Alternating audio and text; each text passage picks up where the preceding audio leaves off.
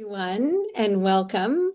I'm Jillian Lemmermeyer, an assistant professor in the Faculty of Nursing and the associate director of the International Institute for Qualitative Methodology, which we refer to as the IIQM. The IIQM is an institute situated here at the University of Alberta that for more than 25 years has been dedicated to advancing and exploring qualitative methodologies through community building, training, and events like this. I'm so pleased to welcome you all to the second session in our 2026 speaker series, Pushing the Boundaries of Qualitative Inquiry.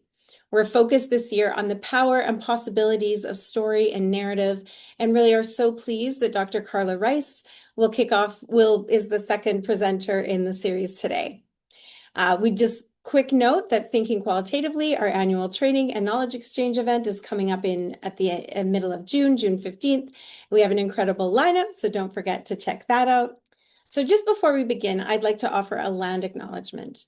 The IIQM is situated on the north campus of the University of Alberta in Amiskwaciy-Waskahigan, also known as Edmonton. It is Treaty 6 territory, also a place of the Métis homeland and Inuit communities. These lands have been a gathering place for thousands of years, long before the city was here. I'm just going to read an excerpt from the Edmonton City as Museum project. This is written by Jenna Chalifo and refers to the North Saskatchewan River, which is a major feature of our city. So she writes, "The winding waterway that flows through our city and our daily lives, with its two-laned bridges and lush parklands, has been an ever-present force in people's lives for thousands of years. Now called the North Saskatchewan River by most people, the river and its ravines have always been a place of refuge and congregation. Periodically, however, the river reminds us that our dominion over these lands is fleeting. On any spring day, the seemingly passive channel can rise up and challenge our idea that anyone has conquered this place." This is a land-based acknowledgement specific to this place, and I really invite everyone to dwell with the natural land features of where they are. So now to the main event. I'd like to introduce our moderator, Bahar Abhari, a PhD student in secondary education at the University of Alberta. Thank you, Bahar, for taking on this role. Now over to you. Thank you so much, Jillian. Hi, everyone. First, I want to thank Sarah and Jillian for inviting me to moderate this discussion. I also wanted to thank Jovi, who has supported us in preparing for today's event and will be also serving us as our tech support. My name is Bahar. I'm a first-year PhD student in the Faculty of Education at the University of Alberta. I completed my master's degree in arts, and I'm particularly interested in conducting art-based research and exploring plurilingualism. I'm so excited to guide today's discussion and learn from your perspective. So, today, we have a special speaker, whom I will introduce in a minute. Dr. Carla Rice will speak for about 50 minutes, followed by a short moderated discussion. Afterward, we will invite questions and comments from all of you. Please feel free to write out your question for Dr. Rice using the Zoom Q&A function at any time that you want. And please keep the questions focused, and we will read out each question and summarizing them as if it's longer. And now I'm really pleased to introduce our speaker.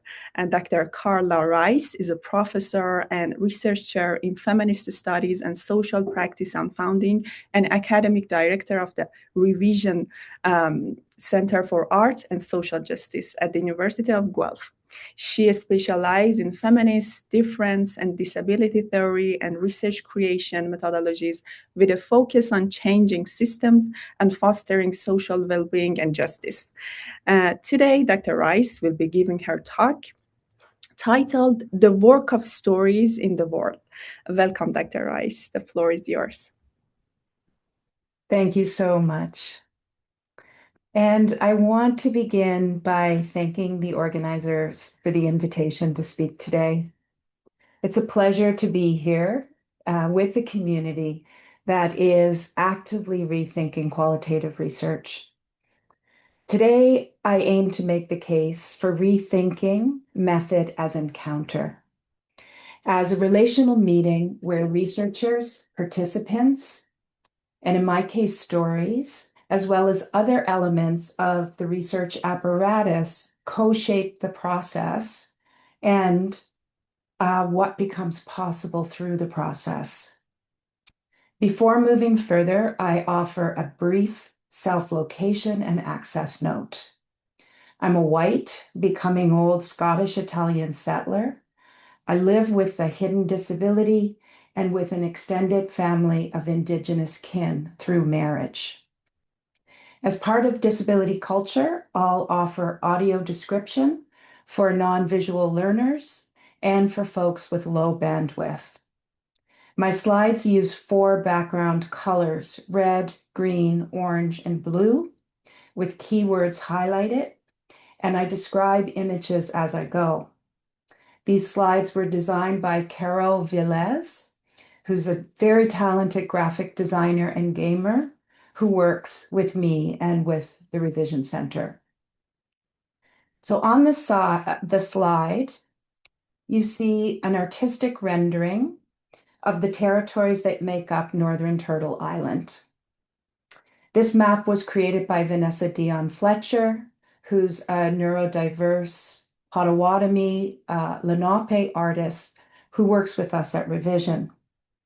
Following Wemhook, Coastal Salish scholar Dylan Robinson's invitation for settlers to orient to land acknowledgements as relational acts rather than as scripted gestures, I want to honor and pay respects to Anishinaabe peoples and to more than human relations on whose territories I live and I work.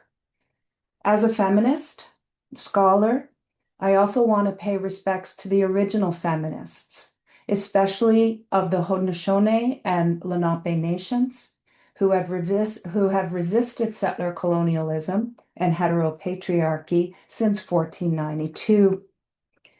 Now, extending this relational accountability to those who have taught me about story, I come to story work not as an expert, but as a co-learner, someone who learns alongside others, alongside stories, alongside the land. What I'm sharing today is not mine. It emerges from deep, ongoing dialogues with Dr. Ingrid Mundell, who's the managing director of the Revision Center, with Hannah Fowley, Dr. Hannah Fowley, who is our story work and ethics manager, with amazing facilitators who comprise our facilitation team. And I want to give a shout out to Nati Tremblay, to Neela Kakar, to Kala Evans, to Meg Ingram, and the other fabulous story facilitation team at the center, and also to the many collaborators and storytellers with whom we've worked over the years. Before going further, I want to invite you to acknowledge the relationships that teach and sustain you.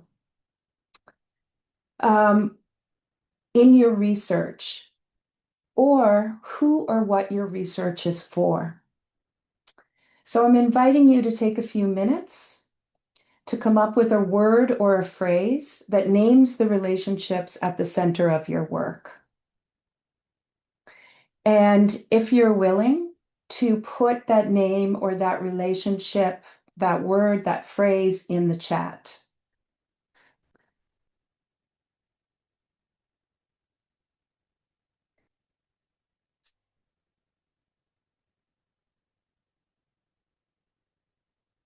And I'm going to read out some of these words.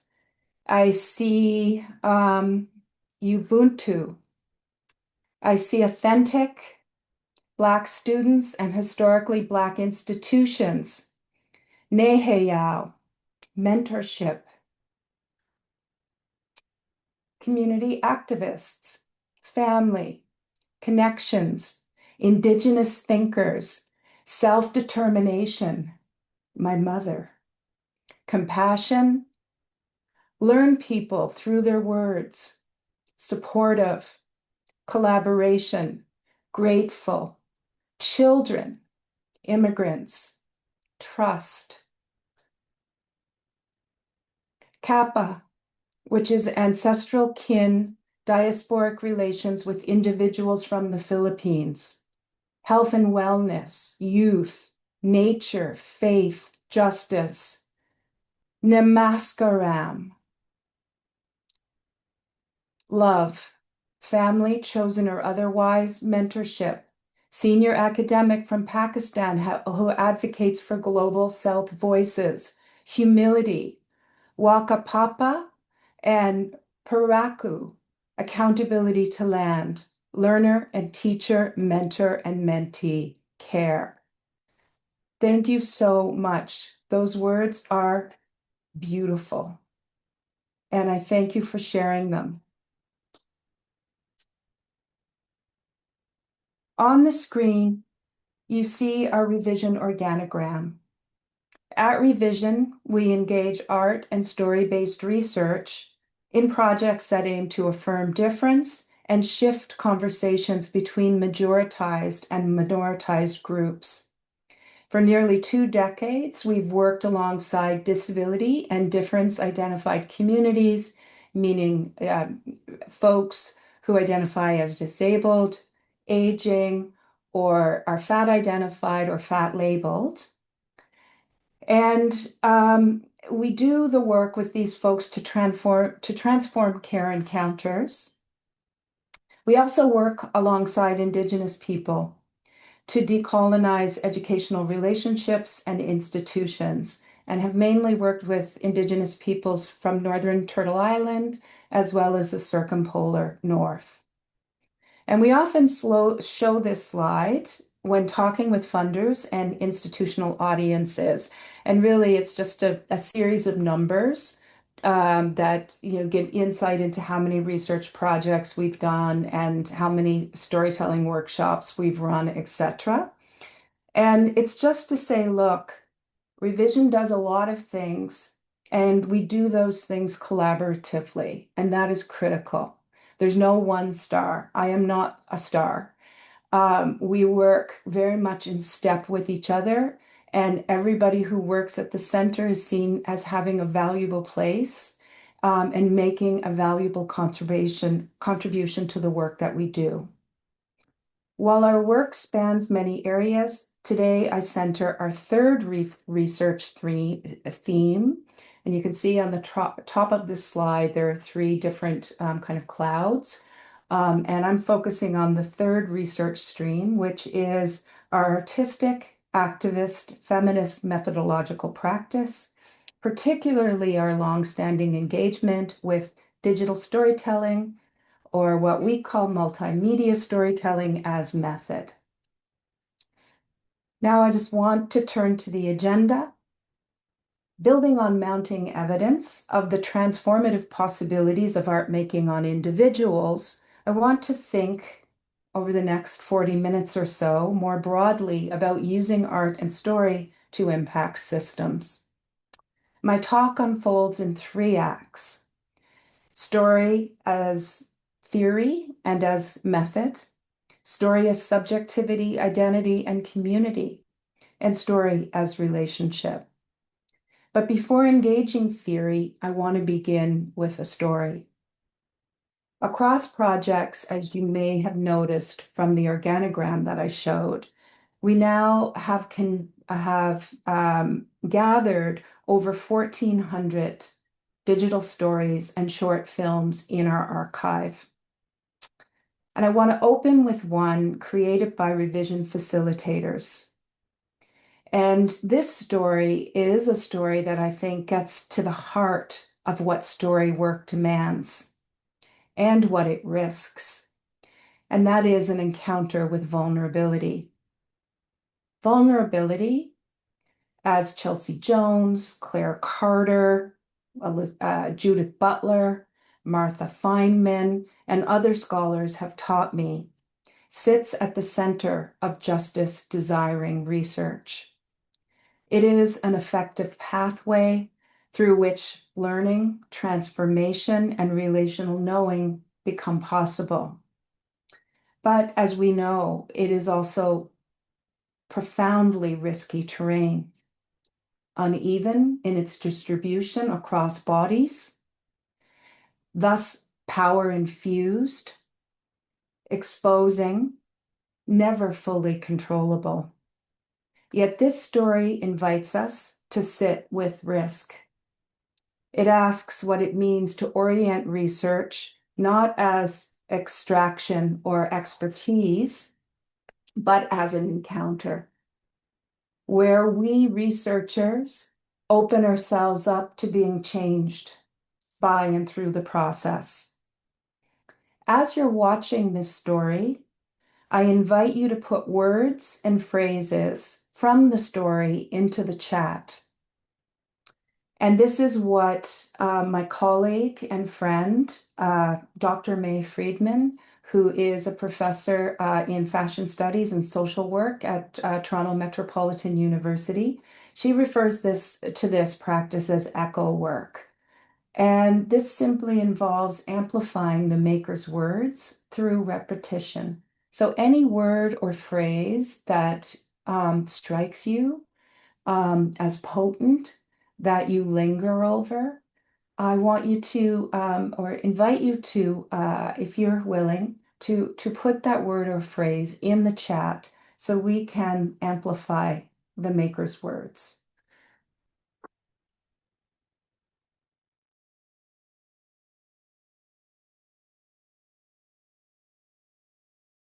So I'm just going to read out some of the words that people have picked up.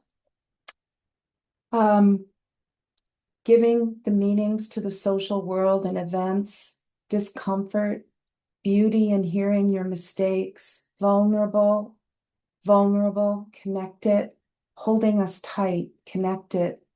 Finding comfort in the discomfort is a good reminder not to avoid stories that are hard. Adore, fireflies, dangerous, tender, raw, cracks us open, unfurl, steward, change-making, hold the mess, complex, magic, play, beauty, vulnerable, co-production, reconnecting the dots, reauthoring, reclaiming, remembering what was dismembered. Storytelling is vulnerability. I want to explore that more. I also love a story is waiting to unfurl idea with the seed. Mistakes, alone but together. Stories are dangerous, raw. An open eye to another dimension. Jumping in cold water, alone but connected. Research as encounter. Flow of life and nature, vulnerability, empathy, universal oneness. Awkward, painful. Storytelling is vulnerable. Finding comfort in discomfort, meaning in between words. Thank you so much again. Beautiful.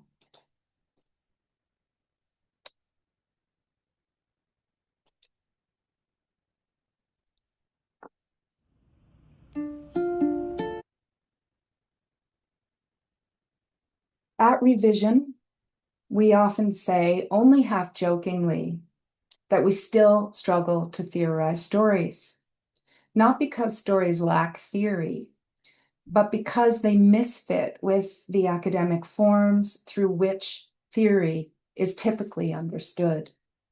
Here I draw on Cherokee literary scholar Daniel Heath Justice, who teaches that stories matter because they shape what comes to matter. Stories carry what he calls a, quote, beautiful, terrible power, the capacity to heal or harm, to reinforce violent regimes, or to open pathways for becoming otherwise. Reminding us of the, quote, relationships that make a good life possible. Since time immemorial, to push a little deeper into Indigenous story theory, Indigenous peoples have cultivated storytelling as a key knowledge-generating, archiving, and dissemination practice, orienting to story itself, not as something that can be mined and theorized, but orienting to story itself as theory.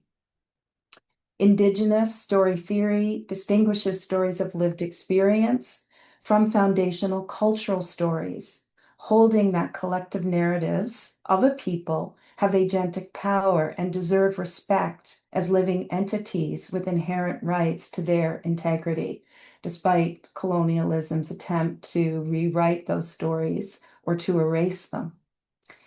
Laguna Pueblo writer Leslie Marmon Silko understands cultural stories as the, quote, body of healing stories that are held communally and are practiced together. In carrying ancestral wisdom, cultural stories act as containers for intergenerational knowledge, becoming living archives and conveyors of Indigenous epistemologies, ontologies, aesthetics, and ethics. I also want to, note here that scholars working within feminist science and technology studies, critical post-humanism, and new materialist traditions arrive at a similar insight, but from a different lineage. Stories matter because they make meaning of matter, and in so doing, contribute to making materiality itself. So for one of my heroes, Donna Haraway, stories are not representations, but acts of worlding that shape what becomes thinkable and doable. And in her beautiful work, the text Staying with the Trouble, she writes over and over again, quote, it matters what thoughts think thoughts, what stories tell stories, what knowledges know knowledges, what stories make worlds, what worlds make stories. She reminds us, in other words, that our starting point story matters, that how we tell stories matters, where we begin, what we center, what relations we foreground and background matters because stories do world-making work. Or as the poet Muriel Rukeyser put it decades earlier, the universe is made of stories, not of atoms. So at Revision, we also have another, half joke. We talk about storytelling as the original research method. Yet within Euro-Western traditions, narrative methods are often framed as relatively new, as emerging in the past 50 years or so, alongside critiques of positivism, the rise of therapy culture, the explosion of social media, the availability of recording technologies. At the same time, we can see in the world around us in how stories have been increasingly instrumentalized as a strategic tool, mobilized for corporate branding, for institutional legitimacy, toward entrepreneurial ends, and increasingly mobilized for nefarious ends, and in authoritarian ends and fascistic ends. So while researchers have diverse understandings of what constitutes a story and how stories should be analyzed, and people have different theories about the work that stories do in the world, almost all within the social sciences approach story as method, as a way that people make sense of the raw flow of experiences that can be further analyzed. My intervention begins here. Rather than approaching story as data to be coded or mastered, I propose story making research as a kind of structured encounter.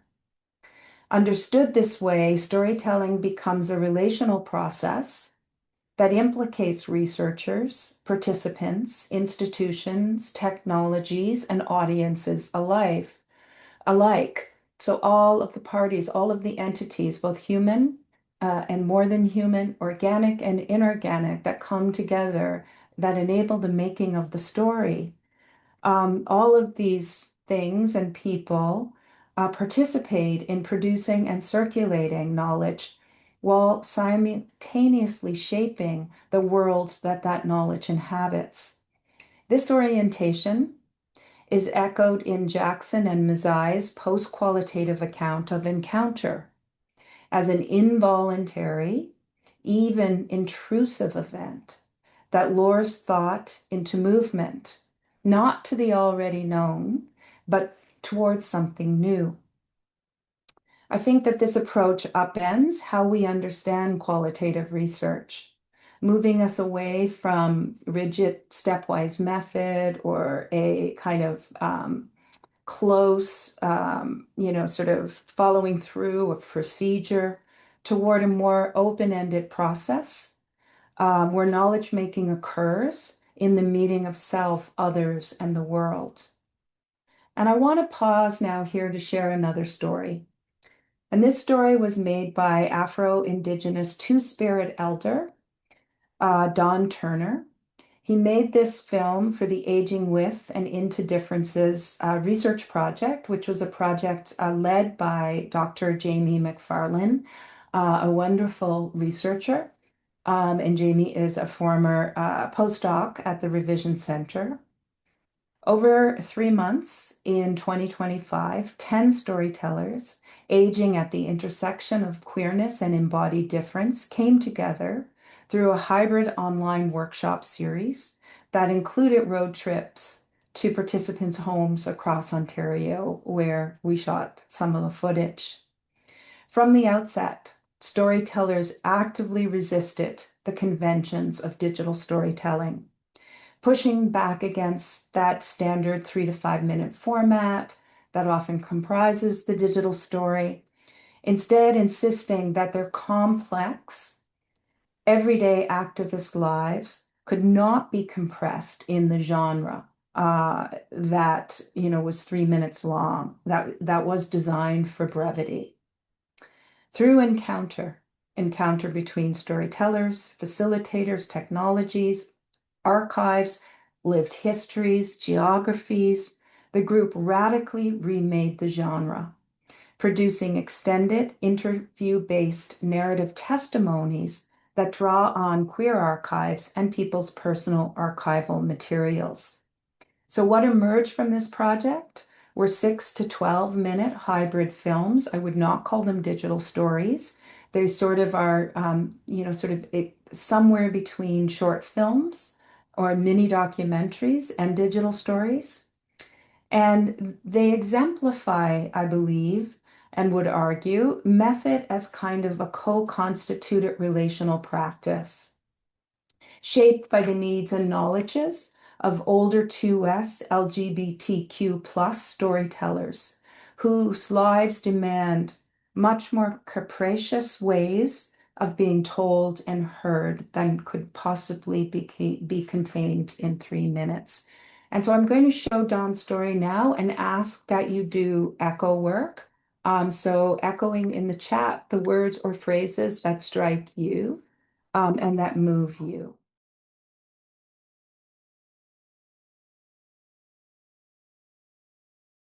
Now I'm just going to read out some of these words. I hold on to them. The good memories, I hold on to them. Memories as anchors, I hold on to them. Aging, mouse, interconnected, supporting, kids, shamed, family, therapy, turn straight, gifts, unconditional love, place, drag, lounge, therapist, psychologist, HIV positive, disconnected, lonely, hurts, memories, what's next? Strength in aging, self-knowing, self-identity. Aging brings loneliness, unconditional love. Aging is lonely, it hurts. I'm doing it alone. I want my memories. Things happen as we age. I lost, what's next? A villa. Go on field trips, play, talk about the past, respect each other, where they're at. I don't know who will be there for me. Aging and marginalization, unconditional love. Thank you so much. I now want to turn to talk a little bit about story as identity, subjectivity, and community. Stories do not simply carry knowledge, they actively shape who we understand ourselves to be. As the education scholar Chloe Brushwood Rose suggests, storytelling unfolds as an intermediate space where stories reveal both what we know and what we do not yet know about ourselves. And she argues that this creates a productive tension between self-expression, or the meanings that we convey in a story, perhaps meanings that we don't even realize that we're conveying, and self-knowledge, or our current knowledge of ourselves. In this sense, storytelling becomes not only an encounter with another, but it becomes an encounter with the self, including the self's unfamiliar, contradictory, or unresolved dimensions, opening possibilities for self-discovery. So sociologist Arthur Frank argues that stories do more than inform, they give form to lives by offering temporal and relational coherence where none existed before, or none inherently exists. And, in naming the Revision Center, we draw on the poet Adrienne Rich's notion of revision. And she writes that the act of looking back, of seeing with fresh eyes, of entering an old text with a new critical direction for women and for other justice-seeking groups is more than just simply a chapter of cultural history. It is an act of survival. Until we can understand the assumptions in which we are drenched, we cannot know ourselves. And we can see Don looking back at the archive of his life and how that is more than a chapter in his history. It is an act of survival and affirmation of his being. And drawing on Adrienne Rich's notion of revision, I understand storytelling itself as an ongoing practice, especially stories about the self, as an ongoing practice of returning, reseeing, revisioning, reimagining, which is an iterative process of learning and becoming. This brings us to the third and final act of storytelling,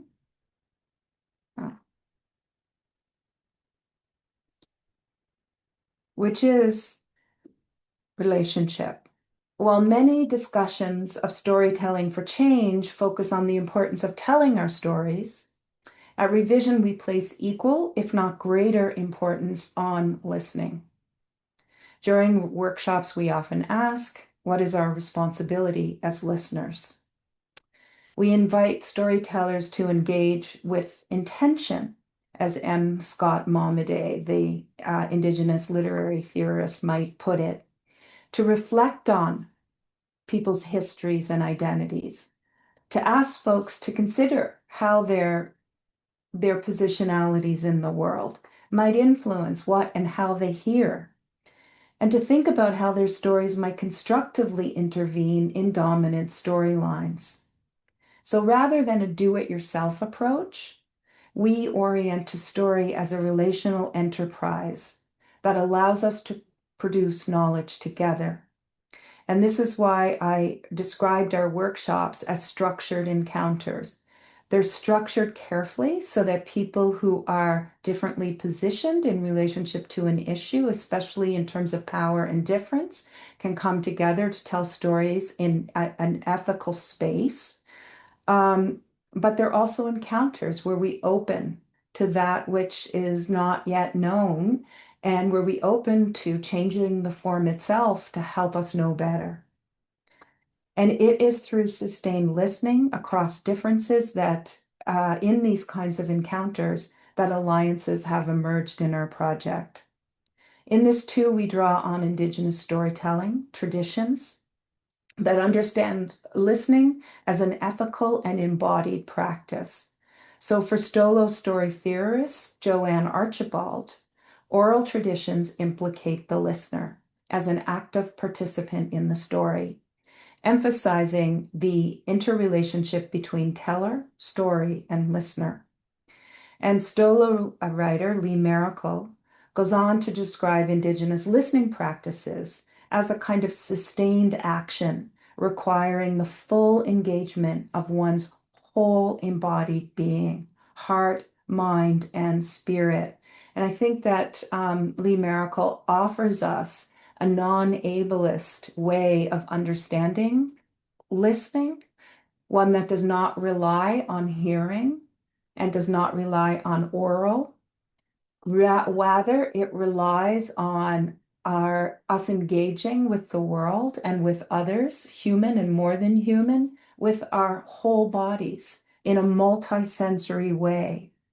And it's from this perspective that listening becomes a non-ableist practice of relational accountability, where the receiver becomes the keeper or holder of what the story maker is sharing.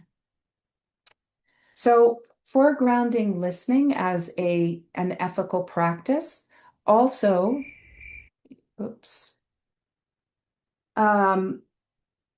requires us to grapple with why stories so often fail to be heard across difference. Here, Jamaican philosopher Charles Mills, his concept of epistemologies of ignorance is critical. Mills argues that ignorance is not simply the lack of knowledge, but rather it is an actively produced condition, one that privileges and proliferates dominant perspectives while discrediting or distorting the knowledges of marginalized groups. And what is interesting about this image, I just want to take a minute to describe it. We see a figure, a kind of masculinist figure, and it's repeated 5 times on the screen, and the figure is holding a blowhorn, and coming out of the blowhorn are boxes, white boxes that almost look like snow. It looks like a storm of white boxes. And it took Caro and myself going back and forth repeatedly 3 or 4 times in order for Caro to grasp that Mills was not theorizing epistemologies of ignorance as the absence of knowledge, because we often think about ignorance as lack of education.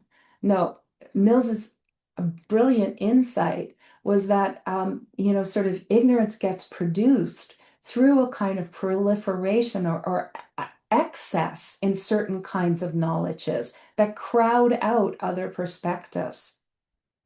So, as the philosopher Lorraine Code puts it, ignorance operates as a force in its own right, blocking or crowding out certain often difficult knowledges rather than signaling knowledge's absence.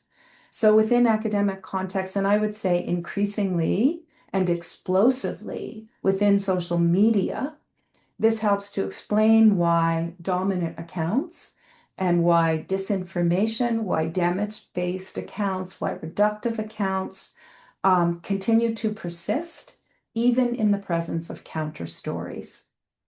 Now, I want to conclude with a story that was made by Anishinaabe professor, Dr. Angela Easby.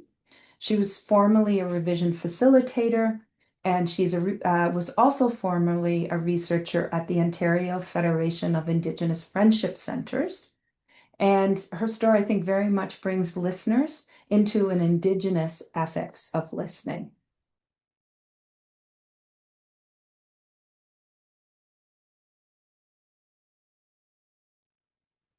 I end by pointing to a site that we created at revisionstorymaking.ca. This is an open access online storymaking tool that we developed during the pandemic to support our continued collaborative storymaking across distance. The site guides users through a making process in ways that resist single story logics and apolitical individualism. And it teaches users about how they can make their own story and think, sort of about the ethics and the politics of different aspects of story making. So also teaching some of the techniques involved in editing and in using images and video and recording sound, etc.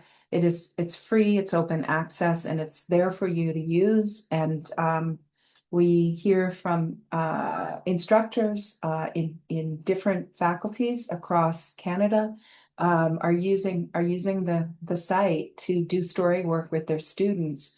And one of the things that I found in doing story work is that it can be a antidote to some of the worst problems associated with AI, with artificial intelligence, because it asks students to bring themselves into their work in interesting ways. We think often in our work about the emancipatory possibilities of this work. And we think about the ethics, we think about the messiness, we think about times that we fail. And we also think about emancipation in relationship to story work. The question of how story moves people and systems is urgent, given the shrinking space for grassroots activism as our world becomes increasingly neoliberalized. And we think about the shrinking space for stories to be heard with censorship increasingly of social media and with what we're witnessing in terms of rising authoritarianism and fascism. That said, and these forces are powerful, we also see movement in the self-rewriting, in the reworking of theory and methodology, and then in the making of community that occurs in workshops and beyond workshops, in how stories travel to influence policy and practice. And I see this very much as in terms of like a Rosie Berdotti's notion of affirmative ethics, where we try to take what is negative and harmful and destructive and in some way metabolize it and try to make, sort of create hope through making and through coming together to create community. While non-didactic and non-processual, I argue that story making in this way can function as a kind of becoming methodology, opening us to new possibilities for interrelating and living. And I'll close with a few questions that for thought that we often pose of ourselves in this work. How do we understand the implications of the stories we hear and tell? How might story open necessary conversations about colonialism, about violence, about health, well-being, joy, care, and difference? How do we center individuals by still making visible, while still making visible the political processes and systemic inequities that shape us and shape our stories? And finally, and this is important, how do we tell stories that bring us together rather than pull us apart, that offer just an ethical companionship on our journeys? Thank you so much for listening and for coming today. Thank you so much, Dr. Rice, for your wonderful speech. It was so wonderful. So a reminder to our audiences that I will start off the discussion within a few questions for Dr. Rice, if that is possible, and then we'll open it up for questions from the audiences via the Q&A tool. Please go ahead and put your questions in the Q&A, and we'll get to as many as we can. So, Dr. Rice, I have some questions, if I may ask. My first questions is that, as you mentioned in your talk, with narrative increasingly recognized as essential to knowing and meaning making, as mentioned, how might story-based methods challenges dominant assumptions about what counts as legitimate knowledge, specifically in academia? That's a really fantastic question. And I think it's one that I think about a lot. In like our workshops are not DIY, as I said in my talk. We don't just say anything goes, because quite often when we say anything goes, people will reproduce dominant storylines in a kind of sort of taken for granted kind of way. So one of the things that we do in each workshop is we kind of build a curriculum around the workshop where we talk about what are the dominant discourses that circulate around this issue. And we think carefully and we think in intimate ways about how people can tell stories that disrupt in some ways those dominant narratives. And then we write academic papers where we hope that sort of some of the ways that people have disrupted those dominant narratives can make their way back into the field in which we're trying to intervene. Part of the impetus for the center has been and was that I actually was trained as a therapist. I worked as a therapist. I worked at a hospital called Women's College Hospital before becoming an academic.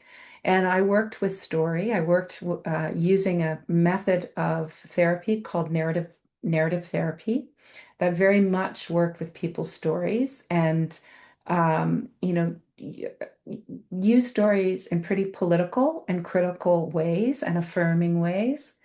But what I found was that those stories never saw the light of day because of, sort of privacy norms and because of rules and regulations around, sort of therapy as being this very privatized space. Those stories would not have an impact on how people were clinically understanding certain problems. So that was part of the impetus for the creation of the center. How do we find ways for stories to breathe and to move um, so that they can challenge dominant accounts in the ways that I described in my talk? And, in academic publications, I make a practice of we embed the story in the academic publication, but we don't give the story over to the publisher because publishing is big business and we don't want to give copyright and we don't want to give control over the story to the publisher.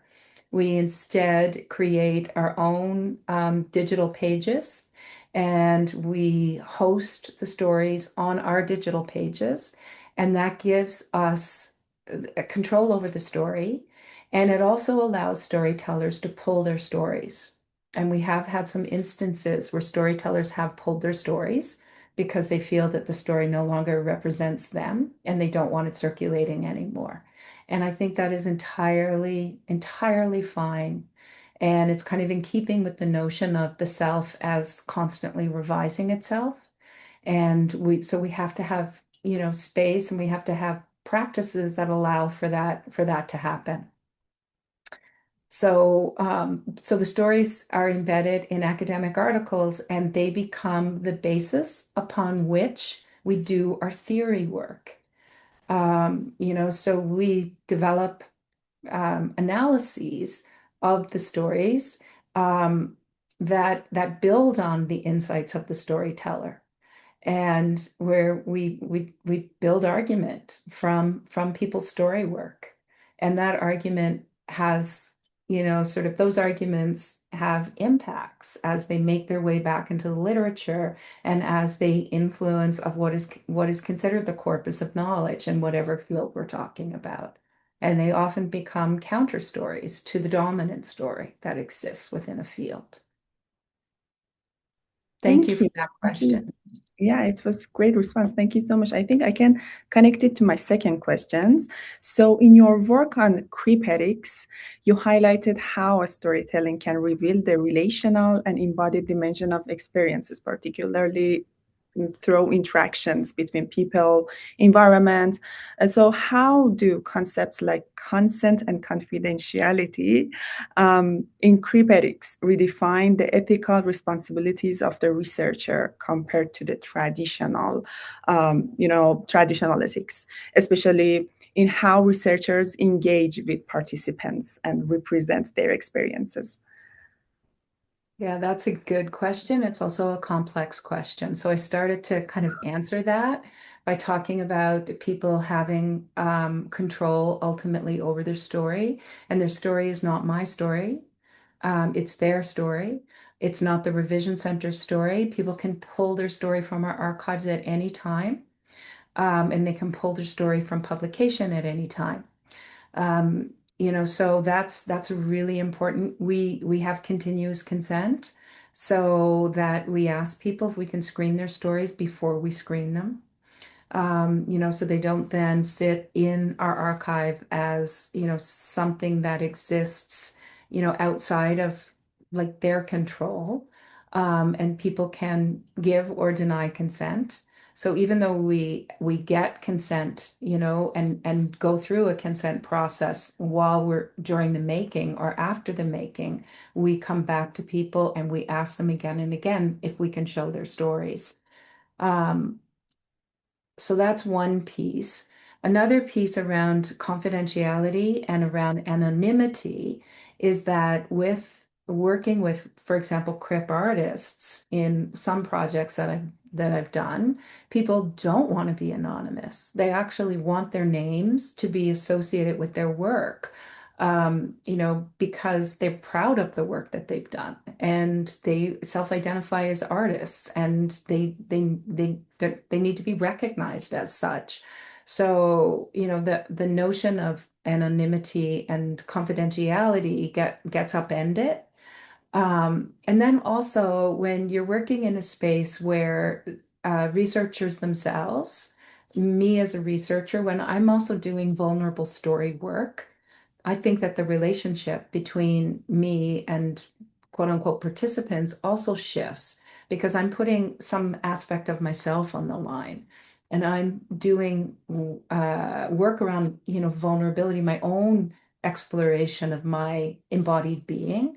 And so that kind of, shifts the plane a little bit. I mean, it doesn't completely rewrite power or redistribute power, because I'm an academic. I'm, I make a good living. I have, lots of privilege. And so vulnerability doesn't necessarily equalize. So that's really important. It's really important acknowledgement. But I think that at the same time, I think that when researchers push themselves to go to those really hard places, and kind of unmasking and unveiling, exposing something, that can be productive, constructive, and it can be a site where we begin to construct new knowledge about the world, about subjectivity, and about relationality. Thank you. Thank you so much for that. So my next question is around like as we saw in the video, like slow story making, and you also work on that too. So you emphasize about slowing down the research process to allow for reflection, relationality, and care. So how does slowing the pace of story making transform both the research process and the knowledge that emerge from it? That's a really good question. Um, I think one of the things that slowing the process down does is that it forces everybody in the room to be in the Mhm. present, and um, it makes us more alive to our own affect. And I think that becoming more alive to our own affect helps us to understand how affect is we're operating on us, um, and not affect as an individually felt like emotion that's private and personal and internal, but affect as a force that is mobilized socially and culturally, and that kind of flows between bodies to get some people to feel like they're together and they're, an us, and using Sarah Ahmed's terms, and other people, sort of being cast out and feeling like they're a them or being treated like a them. I think that slowing the process down makes us more conscious of how affect is operating as a political force. And I think that that really thickens the analysis. So I talked about Charles Mills in my presentation and about his brilliant concept of epistemic ignorance. But I think one of the reasons why people hold to their ignorance so tightly and so closely is not because of cognition, it's because of affect. It's because they get tethered to that knowledge claim. um, and it becomes integral to their own identity and their own sense of self. And if you challenge that, you're challenging something, sort of that they hold dear and that is part of what's constituting their being. And so I think slowing the process down starts to make us more conscious of how affect is working on us and across us. And then that helps in the analysis phase where we can begin to see how entire systems and structures are held in place because of the force, in part, the force of affect. Thank you. That's a Um, great question. Thank you. Thank you so much. So, unfortunately, we don't have much time, but I'm going to just ask my last question because I really want to ask this question, and then we can go to the audience's question. So, for researchers who want to incorporate art-based or story-based methodologies like me, what are some of the key principles or practices they should keep in mind? I think we have audiences also ask these questions too. I think that people need to think about what the dominant stories are in whatever field they're operating in around the issues that they're trying to, sort of work with and through. They need to think about those dominant stories, and how they want their work to respond to those dominant stories in some way. So critical work around discourse is absolutely necessary. But I think critical work around image is also necessary. What are the dominant images that kind of uphold the dominant narratives? And how can your story work begin to intervene through the kind of image work that you do in a project? And I think the same is true of sound. We don't often think about sound as political, but, Carla Evans, one of our facilitators at Revision, sort of taught me about the politics of sound. What does it mean when a fat person is breathing heavily versus a thin person, for example? How might a person's heavy breath be differently interpreted depending on the body that's doing that breathing? So to think about the ethics and politics of sound, um, in terms of what kind of assumptions our own reading of sound might carry and how we can disrupt those assumptions in the work that we do. So thinking about politics and ethics around every layer and every dimension of story work, I think is critical. And then when you get to the analysis phase of, to also recognize, I guess, that analysis doesn't just happen at the end, but that people, when they get into the room and when they're doing story work, they're doing analysis of their experiences, right? And, so analysis is happening at every single moment of the process. How you put a workshop together, analysis is being brought into that. Um, and then thinking about like how you're going to actually analyze the stories at the end of the process is another moment, to consider what you do and how you approach analysis. And I like to take an affirmative like approach to people's stories, which means to, sort of not be Pollyanna about it and be rah rah around, everybody's story, but to pull out the elements of that story that is doing important work and to emphasize those elements that is doing important work in the world. But then, of course, letting go of control over how that story or how our analysis of that story is being taken up, because stories travel and they can have impacts on audiences in ways that you haven't intended. So it's again, it's not all positive. It's always being, sort of critically aware of the implications and the consequences of the stories that you tell, even after the fact, 5 years after the fact, 10 years after the fact. Sort of the kind of critical analysis that you have developed might no longer hold, or it might now be operating as a now dominant discourse that's actually disallowing other things to emerge that need to emerge. Thank you so much for your guidance and for your valuable insights. Now let's go to the Q&A because we have very short time here. So anonymous attendee is asking, drawing on Aditya's concept of the single story, how is indigenous being defined within the discussion, and to what extent does this definition account for African people whose knowledge system have long centered storytelling as a primary mode of cultural transmission, including autobiographical and narratology as a means of constructing, interpreting, and conveying lived experiences? I think that's a beautiful question. And I love Chimamanda Adichie's TED Talk that many people are aware of about the dangers of the single story. And, she teaches us that the problem with the single story is not that it's untrue, but that it becomes the only truth. And it becomes the dominant way an individual or group is framed or understood. I think it's beautiful. I don't know a lot about African storytelling traditions. And so when I speak about indigeneity, I'm much more aware of and have read a lot more about indigenous story theory and practice within the North American context. Northern Turtle Island is what I know.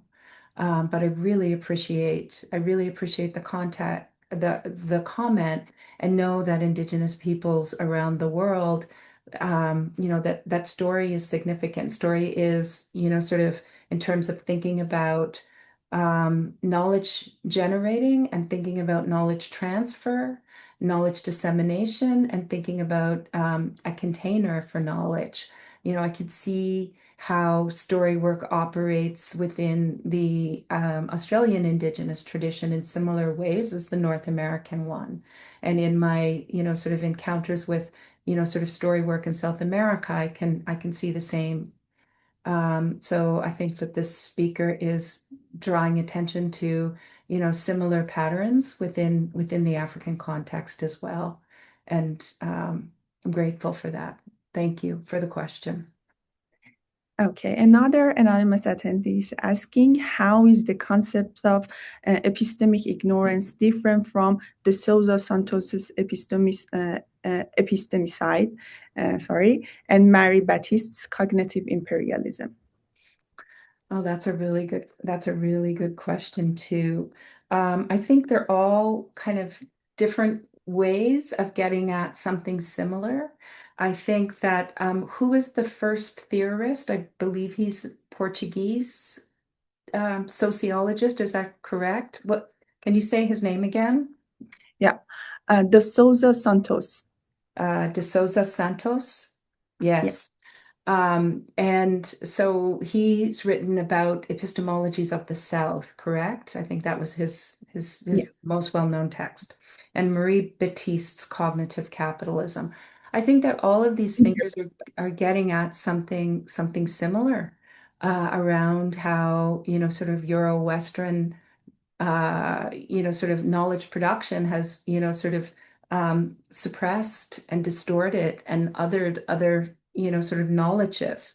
The Santos text I find really interesting for how he talks about knowledge as, sort of being encoded in story, but also being encoded in everyday practice. And I see a lot of resonances between what he writes about and Leanne Simpson's work in terms of thinking about practice as encoding knowledge and theory as emerging from everyday practice. Um, yeah, So I don't know if there's anything more I can say about that. Thank you. Thank you so much. Van is asking how, in your view, do the stories Canadians tell about themselves need to change if place-based Indigenous stories are to be understood as foundational to this land, rather than simply added to the national narrative? Mm-hmm. Yeah. I mean, that calls into question the entity of Canada. So are we talking about Canada anymore, or are we talking about Turtle Island? Are we so what are we talking about now? We're talking about um, another entity, another territory, or a set of territories. And how would that change the national narrative of Canada is a really good question. And I think it would be a very interesting, difficult, but also powerful and productive project to bring people together to restory Canada. That is a fantastic research project. Thank you. And Jasmine is asking, I find it very important to share knowledge and generate awareness about mental health and illness. But I don't know how can I write popular books or stories in this area. Where may I get help to build that skill? Is there free resources? Well, the story making site is a free resource, so that's one place that you can look.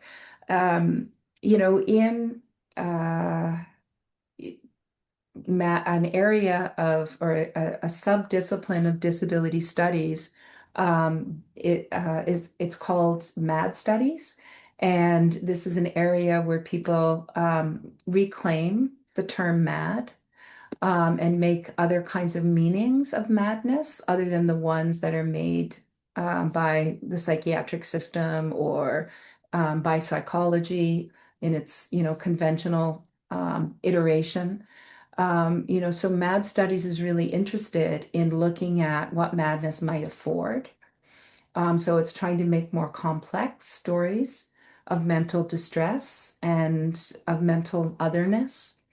And that might be a place to start looking to see how people are restoring the experience of what is conventionally called schizophrenia or what is conventionally called depression or anxiety, and look at what possibilities exist there. It's just a place to start to try to restory these experiences before you know, before jumping into accepting the dominant terms that we use in order to understand these experiences, trying to get at the heart of what they might otherwise mean. Thank you for that question. Thank you. Thank you so much. And another anonymous attendee is asking, beyond academic publications, how can we mobilize stories of individual lived experience to tangible systematic change? That's a really good question. And I think a lot about that with where some of the stories from the Revision Center have gone. I've done some partnership work with Indigenous educators and such as Dr. Susan Dion, who is a kind of leading educator of Indigenous education in this neck of the woods in Ontario. And, in a project that we ran called Nishnabek When Telling Our Truths, and another project was called Invisible Indigenous in the City, the stories that we created through those projects, we featured in a gallery. So this was called the Robert McLaughlin Gallery, and it was on the main floor of the provincial legislature. This was happening in 2020, 2014, 2015, when, sort of the Truth and Reconciliation Commission's work was entering the consciousness of many Canadians.